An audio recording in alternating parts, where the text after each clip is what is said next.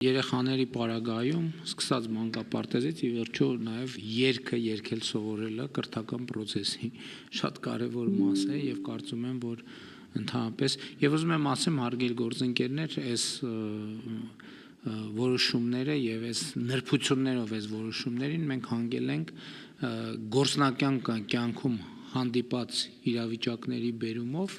եւ իհարկե նաեւ սա չափազանց կարեւոր խնդիր է մեր պետականության գիտակցման եւ պետական ատրիբուտների պահպանման եւ զարգացման տրամաբանությամբ եւ մեզ քաղաքացիներից պետական կառավարման համակարգին պետության նկատմամբ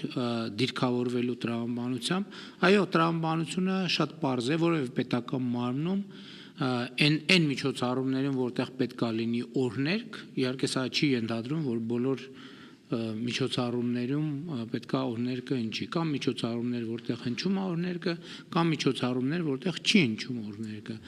բոլոր միջոցառումներում որտեղ պետքա հնչի օրհներգը պետքա հնչի կենթանի կատարմամբ սա նշանակում է մեր մի շարք գերատեսչություններ ունեն նվագախմբեր երգչախմբեր նրանք ովքեր չունեն նվագախմբեր եւ երգչախմբեր թող հրավիրեն նվագախմբեր եւ երգչախմբեր որպեսզի նրանք այդ կատարեն որովհետեւ հիմա կներեք այդ մանրամասների մեջ մտնելուց եթե տենց միջոցառումը որ օրհներգը պետքա հնչի նշանակում է այդ միջոցառումը որոշակի բյուջե նաեւ ունի կարելի է այդ բյուջեից ուրիշ ատրիբուտների ավելի քիչ տրամադրել եւ հրավիրել երգչախմբերի նվագախմբերի եւ սա նաեւ ամենևին էլ երկրորդական չեմ համարում նաեւ որոշակի ֆինանսական հոսքերի վերաուղում է դեպի մշակույթի եւ արվեստի ճյուղեր որպեսզի մարդիկ նաեւ զբաղվածության այս էլեմենտով նաեւ մշակույթի ոլորտում երաժշտության զարգացման ոլորտում ներդրում է եւ ուզում եմ ասել ընդհանրապես վերջերս առիթ ունեցել եմ խոսելու այն երկրներում որտեղ երաշտական մեծ եւ համաշխարհային նշանակության ժառանգություն է ձևավորվել այդ երբ որ այդ երաշտության զարգացման պատմությունը ուսումնասիրում ես գնում ես հանգում ես պետական եւ ոչ միայն պետական արարողակարգային միջոցառումների մեջ այս էլեմենտների ներդրմամբ որը իր հետ ստեղծագործական process-ներ է հարուցել եւ այդ ստեղծագործական process-ների բերումով նաեւ մշակույթը արվեստը երաժշտությունը զարգացել է մնացած դեպքերում որը չի վերաբերվում հա ել չեմ ասում որ իսկ ինչի չեն կարա պետական եւ որ մանկապարտեզների եւ դպրոցների դեպքում ասում են որ կարող են կատարել կարող են լինել նաեւ պետական հիմնարկներում կարող են նույնպես խմբեր լինել երգչախմբեր լինել որոնք կարող են պետական օրհներգը կատարել եւ դա կարծում եմ շատ գեղեցիկ կլինի իհարկե այդտեղ մի քիչ երգելու ընդունակության եւ տաղանդի հարց կա բայց այս էլ մի հարց է որը կարծում եմ եւս մի հետաքրքիր էլեմենտ կմտնի պետական համակարգում աշխատելու երբեմն միօրինակ առօրյայի մեջ չնայած պակաս գնալով ավելի ու ավելի պակաս միօրինակ ինչ վերաբերվում է այլ կառույցներին այս դեպքում մենք ստանդարտ ենք սահմանում որ պետքա միացվի այն ձայնագրությունը որը պետական ստանդարտով սահմանված է եւ տեղադրված է պաշտոնական կայքերում դրանից դուրս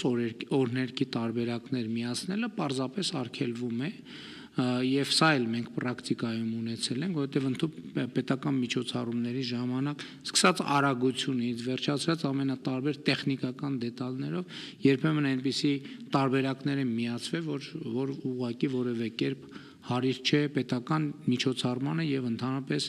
պետական օրհներգին ես կարծում եմ որ շատ կարեւոր որոշում է այս էլ այն դեպքերից է որ դեպի այս որոշումը եւ այս որոշումները շատ երկար ճանապարհ են անցել ընդ որում շատ երկար ճանապարհ անցել են որովհետեւ հարցը շատ զգայուն է ընդհանուր հիշում եք մենք հիմա օրհներգի տեքստում որոշակի փոփոխություններ արեցինք եւ ակնհայտ է որ դա ճիշտ եւ փոփոխություններ եւ հասունացած փոփոխություններ որովհետեւ հիմա մեր օրհներգը ավարտում է թող միշտ պանծա Հայաստան բառակապակցությամբ նախադասությամբ որը եւ տրամաբանական է եւ նաեւ ուզում եմ էլի ինձ համար անձնապես էլ շատ տենց բան է, տենց 7-ամյա պատմություն է, ավելի քան գուցե ես առիթ ունեցել եմ ասելու, երբ որ պետական կառավարման համակարգում դրոշի հետ ես վերաբերմունքի հետ առերեսվեցի ու ինձ համար զարմանալի էր, որ իմ ռեակցիան զարմանալի էր շատ շատերի համար, երբ որ պետական կառավարման մարմնում ըստ էության գետնին գցած դրոշ տեսա, դրա հետ կապված շատ խիստ որոշումներ կայացրի եւ պարզվեց, որ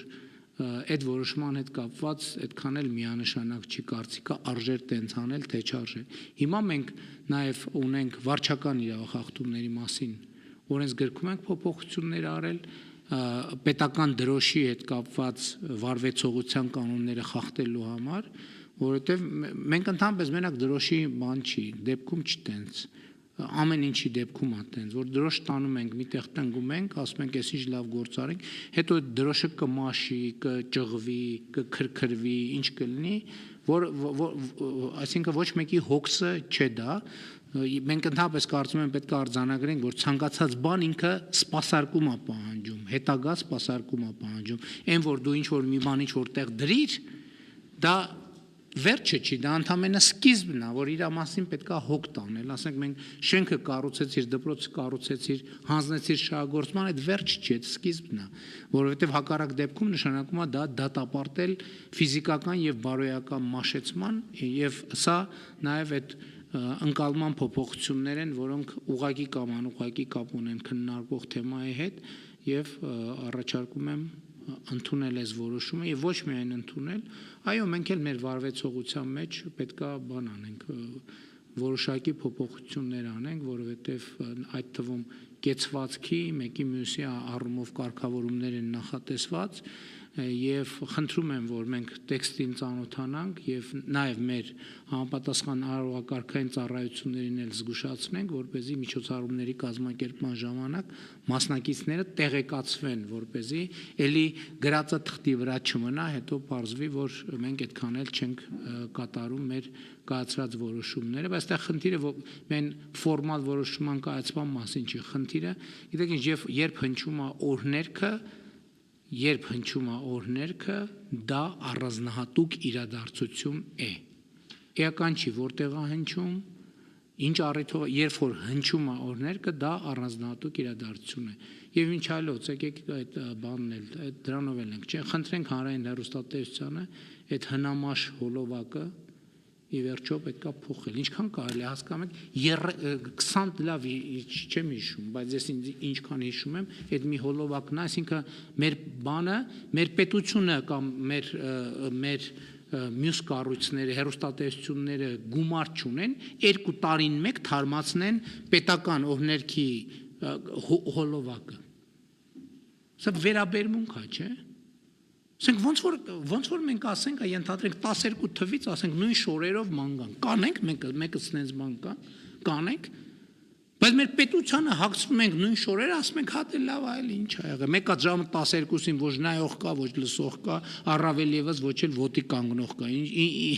ինչ իմաստ ունի, սա վերաբերմունք է, այս վերաբերմունքը, բայց այդ մենք այս դրվագով ենք նայում, հետո այդ վերաբերմունքը արտահայտվում է անընդհատ տարբեր տեղերում, տարբեր առիթներով եւ այլն եւ այդպես շարունակ։ Պետք է դրված էր, չէ՞ խնդիր, որ պետք է հոլովակ նոր նկարահանենք։ Լուծել ենք այդ հարցը։ Այո, պարոն վարչապետ, նման խնդիր դրված է եւ ես կարծում եմ, որ առաջիկայում այդ հոլովակը արդեն, որտեղ սցենարային առաջարկը կա եւ այդ հոլովակը նաեւ հասանելի կլինի, պատրաստ կլինի եւ կսկսի կիրառվել եւ նաեւ օգտվելով առիթից պարոն վարչապետ կուզեի եւս մեկ անգամ իրազեկել նաեւ մեր քաղաքացիներին եւ այն կառույցներին, որոնք կուզենան օգտագործել օրհներքի ճիշտ տարբերակը եւ կառավարության ովքեր չուզենան օգտվել օրհներքի ճիշտ տարբերակը, դրան պետք է հետևի պատասխանատվություն։ Այո, ճիշտ եք, ձևակերպումս ստույգ չէր, ովքեր պարտավոր են օգտագործել օրհներքի ճիշտ տարբերակը, ինչպես կարող են գտնել, կառավարության կայքում կա Հայաստանի մասին բաժին, Հայաստանի մասին բաժնի ներքո ընդհանուր տեղեկություններ են, որտեղ ներկայացում են պետական խորհրդանիշները եւ շատ հեշտ 1-2 գործողությամբ կարող են կառավարության կայքից, ինչպես ես նշեցի, հասանելի է 6 տարբերակ ձայնագրության, դրանք ներառում են միայն նվագախմբային, միայն երգչախմբային, նվագախմբային եւ երգչախմբային երկար եւ կարճ տարբերակները։ Եվ այս ձայնագրությունները հասանելի են ու կարող են օգտագործվել կարգով սահմանված դեպքերում։ Շատ լավ, իսկ YouTube-ում բան չեն դրել, չկա YouTube-ում։ Տեղադրված է այնտեղ, ուղղակի հղումը պաշտոնական կայքում Չէ, նկատի ունեմ, ենթադրում եմ, որ նախարարությունը YouTube-ի բանում է, չէ՞։ Այո, պարոն վարչապետ, ես Եվ կառավարությունը, ենթադրում եմ, որ դա կա նաև կառավարության բանի եւ նախարարության YouTube-ի ալիքներում, այո, ես հեշտ ճանապարհը բացատրեցի, ինչպես գտնել եւ որ տարբեր են նաև թե որն է ճիշտը, բայց Տիկին Անդրեասյան, երևի կարգավորում էլ է պետք անել, որ հոլովակները, որոնք ցուցադրվում են, իրանք ինչ որ կարգավորումով պետքա պարտադիր թարմացման նաև կարգավորում, եթե կարող ենք դնենք, որովհետև հիմա մենք կարող ենք նկարահանել լավ հոլովակ, շատ լավ հոլովակ, բացառիկ լավ հոլովակ, բայց 5 տարի հետո այդ հոլովակը բան է լինելու, ինքը արդեն այդքան լավը չի լինելու ինքնին, ինչքան էլ այսօր լավն է լինի, պետքա փոխվի, թարմացվի ժամանակ առ ժամանակ։